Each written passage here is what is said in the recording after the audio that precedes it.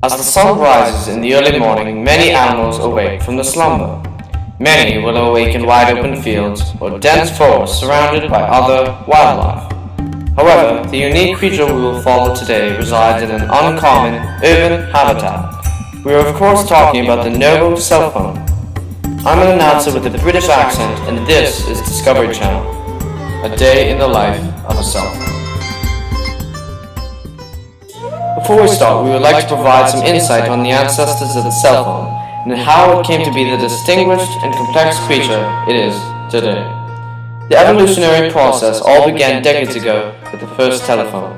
It is disputed how this telephone came to be. The most widely believed theory is the creationist theory, that the first telephone was brought into existence by a deity, commonly referred to as Alexander Graham Bell. From there, the telephone evolved from the basic telephone to the more advanced home phone, payphone, car phone, and then finally the modern cell phone. Now we return to the cell phone's natural habitat. The cell phone begins the day by checking for any missed message from other phones sent during the night. Once finished catching up with any messages, the cell phone moves to the environment where it will spend most of its time, the pocket. Then departs for its working day. However, on its travels, the cell phone must keep out of sight because all cell phones have been persecuted in vehicles by the Ontario government since 2009. Finally, this phone arrives at its destination. It's worth mentioning that the phone we are following today is known as a student phone. This subspecies of cell phone spends most of its day at an educational institute. Even though this is in its natural habitat, the cell phone is still hunted by predators known as teachers. For this reason, before entering a school, the cell phone must go into mode of stealth to avoid detection by the teachers. The phone then returns to the pocket and enters the school to begin its day. Now, later in the day, we turn our focus to a different phone.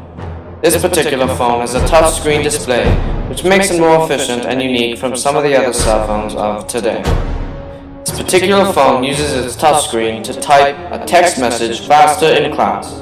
The cell phone is close to the end of its message, and it thinks it's in the clear, but a predator lies in wait. The teacher spots the phone and quickly approaches. Before the phone can react, it is taken. The phone is moved to a place where all taken phones end up, a place only known as the teacher's desk. The unfortunate phone must now wait until the end of the day for freedom. Outside of the classroom, we find other phones that are making calls, playing games, and of course, taking pictures. This brings us back to our original phone. This phone is near the end of its day, and it's just getting ready to head for home. But what is this? The phone is left behind and finds itself alone. This is a very dangerous situation for the phone.